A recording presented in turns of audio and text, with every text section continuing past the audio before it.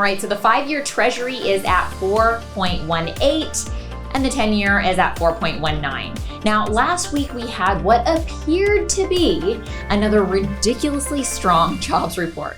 So we saw treasuries tick up again slightly. Now, that said, I've been talking about this for months, but the fact remains that the jobs market may not be weak by any means, but it's certainly not super strong. So I thought it would be good to look into the finer print to see what makes up the nearly 3 million jobs that were added last year.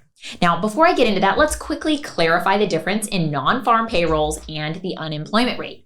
Non-farm payrolls count jobs and they survey businesses. The unemployment rate counts employed people. So what this means is that if one person has 2, 3, or even 4 jobs, non-farm payrolls will count the number of jobs one person has. So a person having more than one part-time job counts each of those jobs, which means that the nearly 2.75 million jobs that were added last year, some number of those were actually part-time jobs. Now, I think we can all agree that people working part-time, or God forbid, multiple part-time jobs should carry less significance than people who have full-time jobs, just because it's an indicator of the strength in the economy, or at least for the most part right now, the Fed is heavily weighing his decision about when to cut on jobs and inflation. So if you dig into the unemployment numbers, 921,000 of the 637,000 employed persons were part-time.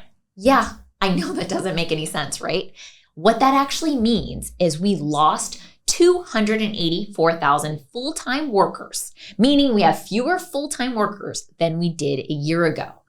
Additionally, non-farm payrolls includes an estimated number of jobs gained or lost based on projected business openings and closings. They call it the birth-death adjustments. I don't know why they chose such an eerie name, and I've talked about it in the past, but the birth-death adjustment is essentially the number of businesses that opened and closed. So businesses born and businesses that died. So guess how much that accounts for in the whopping 2.75 million jobs that were created last year? 50%. So that means that 1 million of the 2.75 million jobs gained in the past year were just estimates, not actual data, which leaves 1.35 million of less speculative data for that jobs number. So let's also remember that 12 of the last 14 jobs reports have been revised down. So I'm sure we'll see that this one's revised down again as well. Now, unemployment still isn't overly concerning, but these numbers also seem to be a bit off. The thing is, if you aren't looking for work, you do not count in the unemployment rate. So my theory is, and yes, this is theory, I am not an economist, I am not an expert at these things, but I do pay attention and I do listen to some smart people too. But my theory is that some people have just stopped looking for work altogether since COVID. So if we were to apply the participation rate from February 2020, unemployment would actually be 5% rather than 3.9% reported last week. Okay. Final point on this. About half of the jobs gained last year were either in government or healthcare. So this isn't accounting for, a pretty significant portion of the population. How many of us are working in healthcare and government?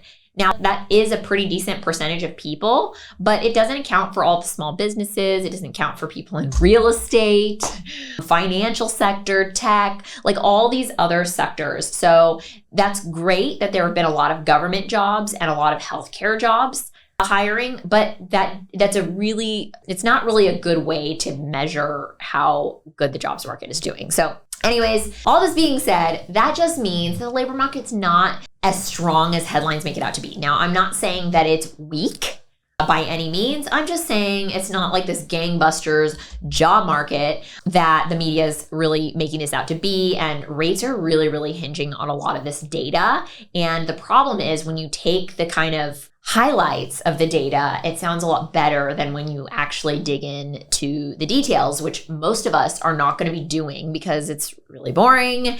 And we sort of just count on experts or people that we like to give us this information. So I think this really is just saying, like, you kind of need to dig in a little bit more. And that's why I listen to, podcasts, and we listen to economists and different channels to get more information rather than just reading headlines, which is what we may have been used to in the past. And certainly our parents have been used to. So anyways, as you know, the Fed is looking at inflation and looking at the jobs numbers as an indicator as to when he feels safe to start cutting. So as for interest rates, what I'm seeing is that most of our lenders are keeping their rates pretty steady, even with the fluctuation of treasuries. And we have some lenders that are more competitive than most, but they're pretty much cycling in and out of the market. So basically, when they kind of get their pipeline filled up, they sort of cut business. They say, hey, we're not taking any more loans right now because they don't want their service to be hurt. And then when they're ready, they just kind of turn the spigot back on and they kind of like fill up with some loans again. So anyways, that's kind of what I'm seeing in the lending landscape. Now, a lot of people are looking for bridge financing. What I am seeing is that some of our most competitive rates, not surprisingly, happen to be some of the most conservative deals. So for example, I have a bridge lender who's at max 65% loan to value with an 8% interest rate, but 65. So if you want to go to 70 or 75, that's tough to find even in this market, but it's out there, but it's just at a much higher rate. So that's kind of what I'm seeing is obviously the more conservative deals are getting better pricing. And that's happening whether it's bridge or just, like stabilized traditional financing for apartments and things like that. So anyways, have a fabulous week. I will not talk to you anymore about this jobs report. It's one of those things that's just been inaccurate, like some of the news. And I thought it'd be helpful to share with you guys some of the differences because I know for many, many years until very recently, I would just look at these numbers and go, okay, cool, unemployment, all right, jobs.